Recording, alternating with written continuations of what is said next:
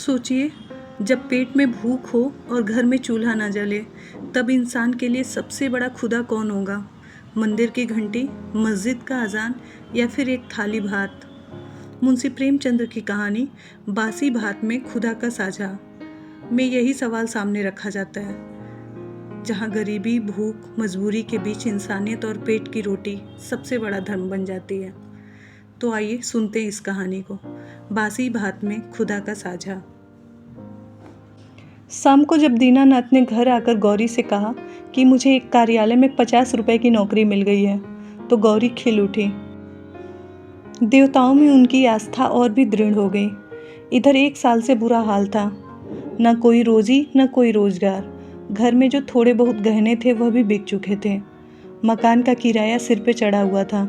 जिन मित्रों से कर्ज मिल सकता था सबसे कर्ज ले चुके थे। साल भर का बच्चा दूध के लिए बिलख रहा था। एक वक्त का भोजन मिलता तो दूसरे जून की चिंता होती। तकाजों के मारे बेचारे दीनानाथ का घर से निकलना मुश्किल हो गया था। घर से निकला नहीं कि चारों ओर से चिथाड़ मच जाती थी। वाह बाबूजी वाह, 2 दिन का वादा करके ले गए और आज 2 महीने से सूरत नहीं दिखाई। भाई साहब, यह तो अच्छी बात नहीं है। आपको अपनी ज़रूरत का ख्याल है मगर दूसरों की ज़रूरत का ज़रा भी ख्याल नहीं है। इसी से कहा है, दुश्मन को चाहे कर्ज दे दो, दोस्त को कभी न दो। दीनानाथ को ये वाक्य तीर से लगते थे और उसका जी चाहता था कि जीवन का अंत कर डाले, मगर बेजान स्त्री और अबोध बच्चे का मुंह देखकर कलेजा थाम के रह जाते थे। आज भगवान ने उन पर दया दिखाई और संकट के दिन कट गए। गौरी ने प्रसन्न मुख होकर कहा, मैं कहती थी ना कि ईश्वर सबकी सुधि लेते हैं और अभी न कभी हमारी सुधि लेंगे, मगर तुम्हें विश्वास ही न आया था। बोलो, अब तो ईश्वर की दयालुता के कायल हुए? दीनानाथ ने हठधर्मी करते हुए कहा, यह मेरी दौड़ धूप का नतीजा है। ईश्वर की क्या दयालुता? ईश्वर को तो तब जानता जब कहीं से छप्पड़ फाड़ कर भेज देते हैं। लेकिन मुंह से चाहे कुछ न कहें, ईश्वर के प्रति उनके मन में श्रद्धा उदय हो गई थी। दीनानाथ का स्वामी बड़ा ही रूखा आदमी था और काम में बड़ा चुस्त। उसकी उम्र 50 के लगभग थी और स्वास्थ्य भी अच्छा न था। फिर भी वह कार्यालय में सबसे ज़्यादा काम करता था। मजाल न थी कि कोई आदमी 1 मिनट भी देरी करे या 1 मिनट भी समय से पहले चला जाए। बीच में 15 मिनट की छुट्टी मिलती थी, जिसमें जिसका जी चाहे पान खा ले या सिगरेट पी ले या जलपान कर ले। इसके अलावा 1 मिनट का अवकाश न मिलता था। वेतन पहली तारीख को मिल जाता था। उत्सवों में दफ्तर बंद रहता था और नियत समय के बाद कभी काम न लिया जाता। सभी कर्मचारी को बोनस मिलता था और प्रोविडेंट फंड की भी सुविधा थी। फिर भी कोई आदमी खुश न था। काम या समय की पाबंदी की किसी को शिकायत न थी। शिकायत थी केवल स्वामी के शुष्क व्यवहार की। कितना ही जी लगाकर काम करो, कितना ही प्राण दे दो, पर उसके बदले धन्यवाद का एक शब्द भी न मिलता था। कर्मचारियों में और कोई संतुष्ट हो न हो, दीनानाथ को स्वामी से कोई शिकायत न थी। वह घुड़कियाँ और फटकार पाकर भी शायद उतने ही परिश्रम से काम करते थे। साल भर में उसने कर्ज चुका दिया और कुछ संचय भी कर लिया। वह उन लोगों में था जो थोड़े में ही संतुष्ट रह सकते हैं अगर नियमित रूप से मिलता जाए। 1 रुपये का भी किसी खास काम में खर्च करना पड़ता तो दंपति में घंटों सलाह होती और बड़े झाँव के बाद कहीं मजूरी मिलती थी। बिल गौरी की तरफ से पेश होता था तो दीनानाथ विरोध में खड़ा होता। दीनानाथ की तरफ से पेश होता तो गौरी उसकी कड़ी आलोचना करती। बिल को पास करा लेना प्रस्ताव की जोरदार वकालत पर मुनसर था। सर्टिफाई करने वाली कोई तीसरी शक्ति वहाँ न थी और दीनानाथ अब पक्का आस्तिक हो गया था। ईश्वर की दया या न्याय में अब उसे कोई शंका न थी। नित्य संध्या करता, नियमित रूप से गीता का पाठ करता। एक दिन उसके नास्तिक मित्र ने जब ईश्वर की निंदा की तो उसने कहा, भाई, इसका तो आज तक निश्चय नहीं हो सका कि ईश्वर है या नहीं। दोनों पक्षों के पास इस बात की सी दलीलें मौजूद हैं, लेकिन मेरे विचार से नास्तिक रहने से आस्तिक रहना ज़्यादा अच्छा है। अगर ईश्वर की सत्ता है तब तो नास्तिकों को नरक के सिवा कहीं ठिकाना नहीं। आस्तिक के दोनों हाथों में लड्डू हैं। ईश्वर है तो पूछना ही क्या, नहीं है तब भी क्या बिगड़ता है। 2-4 मिनट का समय ही तो जाता है। नास्तिक मित्र इस दोरुखी बात पर मुंह बिचकाकर चल दिया। एक दिन जब दीनानाथ शाम को दफ्तर से चलने लगा तो स्वामी ने उसको अपने कमरे में बुला भेजा और बड़ी खातिर से उसको कुर्सी पर बिठाकर बोला, तुम्हें यहाँ काम करने में कितने दिन हुए? साल भर तो हुआ होगा। दीनानाथ ने नम्रता से कहा, जी हाँ, 13वां महीना चल रहा है। आराम से बैठो, इस वक्त घर जाकर जलपान करते हो? जी नहीं, मैं जलपान का आदी नहीं।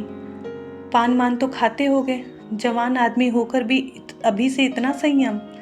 यह कहकर उसने घंटी बजाई और अर्दली से पान और कुछ मिठाइयाँ लाने को कहा। दीनानाथ को शंका हो रही थी कि आज इतनी खातिरदारी क्यों हो रही है। कहाँ तो सलाम भी नहीं लेते थे, कहाँ आज मिठाई और पान सभी कुछ मंगाया जा रहा है। मालूम होता है मेरे काम से कुछ खुश हो गए हैं। इस ख्याल से उसे कुछ आत्मविश्वास हुआ और ईश्वर की याद आ गई। अवश्य परमात्मा सर्वदर्शी है और न्यायकारी है, नहीं तो मुझे कौन पूछता। अर्दली मिठाई और पान लाया। दीनानाथ आग्रह से विवश होकर मिठाई खाने लगे। स्वामी ने मुस्कुराते हुए कहा, तुमने मुझे बहुत रूखा पाया होगा। बात यह है कि हमारे यहाँ अभी तक लोगों को अपनी जिम्मेदारी का इतना कम ज्ञान है कि अफसर जरा भी नर्म पड़ जाए तो लोग उसकी शराफत का अनुचित लाभ उठाने लगते हैं और काम खराब होने लगता है। कुछ ऐसे भाग्यशाली हैं जो नौकरों से हेल मेल भी रखते हैं, उनसे हंसते बोलते भी हैं, फिर भी नौकर नहीं बिगड़ते, बल्कि और भी दिल से काम लगा कर करते हैं। मुझ में वह कला नहीं है, इसलिए मैं अपने आदमियों से कुछ अलग रहना ही अच्छा समझता हूँ और अब तक मुझे इस नीति से कोई हानि नहीं हुई है। लेकिन मैं आदमियों का रंग ढंग देखता रहता हूँ और सबको परखता रहता हूँ। मैंने तुम्हारे विषय में जो मत स्थिर किया है वह यह है कि तुम वफादार हो और तुम्हारे ऊपर विश्वास कर सकता हूँ, इसलिए मैं तुम्हें ज़्यादा जिम्मेदारी का काम देना चाहता हूँ, जहाँ तुम्हें खुद बहुत कम काम करना पड़ेगा, केवल निगरानी करनी पड़ेगी। तुम्हारे वेतन में 50 रुपये की और तरक्की हो जाएगी। मुझे विश्वास है तुमने अब तक जितनी तनदेही से काम किया है उससे भी ज़्यादा तनदेही से आगे करोगे। दीनानाथ की आंखों में आंसू भर गए और कंठ से मिठाई कुछ नमकीन हो गई। जी में आया स्वामी के चरणों पे सिर रख दे और कहें, आपकी सेवा के लिए मेरी जान भी हाजिर है। आपने मेरा जो सम्मान बढ़ाया है मैं उसे निभाने में कोई कसर नहीं छोड़ूंगा। लेकिन स्वर काँप रहा था और केवल कृतज्ञता भरी आंखों से देखा जा रहा था। सेठ जी ने एक मोटा सा लेज़र निकालते हुए कहा, मैं एक ऐसे काम में तुम्हारी मदद करना चाहता हूँ जिस पर इस कार्यालय का सारा भविष्य टिका हुआ है। इतने आदमियों में मैंने केवल तुम्ही को विश्वास के योग्य समझा है और मुझे आशा है कि तुम मेरे विश्वास को नहीं तोड़ोगे। यह पिछले साल का लेज़र है और इसमें कुछ ऐसी रकमें दर्ज हो गई हैं जिनके अनुसार कंपनी का कई हजार लाभ होगा। लेकिन तुम जानते हो हम कई महीनों से घाटे पे काम कर रहे हैं। जिस क्लर्क ने यह लेज़र लिखा है उसकी लिखावट तुम्हारी लिखावट से बिल्कुल मिलती है। अगर दोनों लिखावट आमने सामने रख दी जाए तो किसी विशेषज्ञ को भी उनमें भेद करना कठिन हो जाएगा। मैं चाहता हूँ तुम लेज़र में एक पृष्ठ फिर से लिख कर जोड़ दो और उसी नंबर का पृष्ठ उसमें से निकाल लो। मैंने पृष्ठ का नंबर छपवा लिया है, एक दफ्तरी भी ठीक कर लिया है जो रात भर लेज़र की जिल्दबंदी कर देगा, किसी को पता तक न चलेगा। ज़रूरत सिर्फ यह है कि तुम अपनी कलम से उस पृष्ठ की नकल कर दो। दीनानाथ ने शंका की, जब उस पृष्ठ की नकल ही करनी है तो उसे निकलवाने की क्या ज़रूरत? सेठ जी हंसे, तो क्या तुम समझते हो उस पृष्ठ की हुबहू नकल करनी है? मैं कुछ रकमों में परिवर्तन कर दूंगा। मैं तुम्हें विश्वास दिलाता हूँ कि मैं केवल कार्यालय की भलाई का ख्याल से यह कार्रवाई कर रहा हूँ। अगर यह रद्दोबदल न किया गया तो कार्यालय के 100 आदमी की जीविका में बाधा पड़ जाएगी। इसमें कुछ सोच विचार करने की ज़रूरत नहीं है, केवल आधा घंटा का काम है। तुम बहुत तेज़ लिखते हो। कठिन समस्या थी। स्पष्ट था कि उससे जाल बनाने को कहा जा रहा है। उसके पास इस रहस्य का पता लगाने का कोई साधन न था। सेठ जी कुछ कह रहे थे, वह स्वार्थवश होकर या कार्यालय की रक्षा करने के लिए, लेकिन किसी दशा में यह जाल घोर जाल है। क्या वह अपनी आत्मा की हत्या करेगा? नहीं, किसी तरह नहीं। उसने डरते डरते कहा, मुझे आप क्षमा करें, मैं यह काम नहीं कर सकूंगा। सेठ जी ने उसे अविचलित मुस्कान के साथ पूछा, क्यों? इसलिए कि यह सरासर जाल है। जाल किसे कहते हैं? किसी हिसाब में उलट फेर कर देना जाल है। लेकिन उस उलट फेर में 100 आदमियों की जीविका बनी है, तो इस दशा में भी वह जाल है। कंपनी का असली हालत कुछ और है, कागजी हालत कुछ और। अगर यह तब्दीली न की गई तो तुरंत कई हजार रुपए नफ़े के देने पड़ जाएंगे और नतीजा यह होगा कि कंपनी दिवाला हो जाएगा और सारे आदमियों को घर बैठना पड़ेगा। मैं नहीं चाहता कि थोड़े से मालदार हिस्से के लिए इतने गरीबों का खून किया जाए। परोपकार के लिए कुछ जाल भी करना पड़े तो वह आत्मा की हत्या नहीं है। दीनानाथ को कोई जवाब न सूझा। अगर सेठ जी का कहना सच है और इस जाल में 100 आदमियों की नौकरी बची है तो वास्तव में वह जाल नहीं है, कठोर कर्तव्य है। अगर आत्मा की हत्या भी होती है तो 100 आदमियों की रक्षा के लिए इसकी परवाह नहीं करनी चाहिए। लेकिन नैतिक समाधान हो जाने पर अपनी रक्षा का विचार आया। बोला, लेकिन यह मामला खुल गया तो मैं मिट जाऊंगा, 14 साल के लिए काले पानी भेज दिया जाऊंगा। सेठ जी ने जोर से हंसकर कहा, अगर मामला खुल गया तो तुम न फंसोगे, मैं फंसूंगा। तुम साफ इनकार कर सकते हो। लिखावट तो पकड़ी जाएगी। पता ही कैसे चलेगा कि कौन सा पृष्ठ बदला गया? लिखावट तो एक सी ही है। दीनानाथ परास्त हो गए। उसी वक्त उस पृष्ठ की नकल करने लगे। फिर भी दीनानाथ के मन में चोर पैदा हुआ। गौरी से इस विषय में वह एक शब्द भी न कह सका। 1 महीने बाद उसकी तरक्की हुई। 100 रुपया मिलने लगा, 200 बोनस भी मिले। यह सब कुछ था। घर में खुशहाली के चिन्ह नजर आने लगे। लेकिन दीनानाथ के अपराधी मन में एक बोझ दबा रहता था।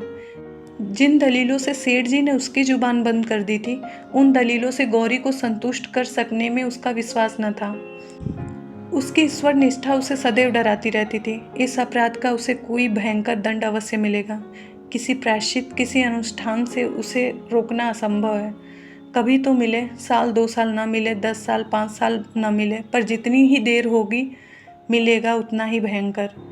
मूलधन ब्याज के साथ बढ़ता जाएगा। वह अक्सर पछताता है, मैं क्यों सेठ जी के प्रलोभन में आ गया। कार्यालय छूटता या रहता मेरी बला से, आदमियों की रोजी रोटी जाती या रहती मेरी बला से, मुझे तो यह प्राण पीड़ा न होती।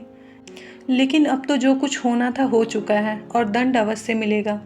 इस शंका ने उसके जीवन का उत्साह, आनंद और माधुर्य सब कुछ हर लिया। मलेरिया फैला हुआ था। बच्चे को ज्वर आया। दीनानाथ के प्राण नहों में समा गए। दंड का विधान आ पहुंचा। कहाँ जाए, क्या करे, जैसे बुद्धि भ्रष्ट हो गई।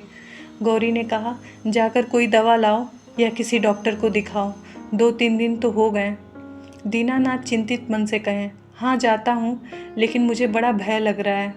भय की कौन सी बात है? बेबात की बात मुंह से निकालते हो। आजकल किसे ज्वर नहीं होता। ईश्वर इतना निर्दयी क्यों है? ईश्वर निर्दयी है पापियों के लिए। हमने किसका क्या हर लिया? ईश्वर पापियों को भी कभी क्षमा नहीं करता। पापियों को दंड न मिले तो संसार में अनर्थ हो जाए। लेकिन आदमी ऐसे काम भी तो करता है जो एक दृष्टि से पाप हो सकता है, दूसरी दृष्टि से पुण्य। मैं नहीं समझी।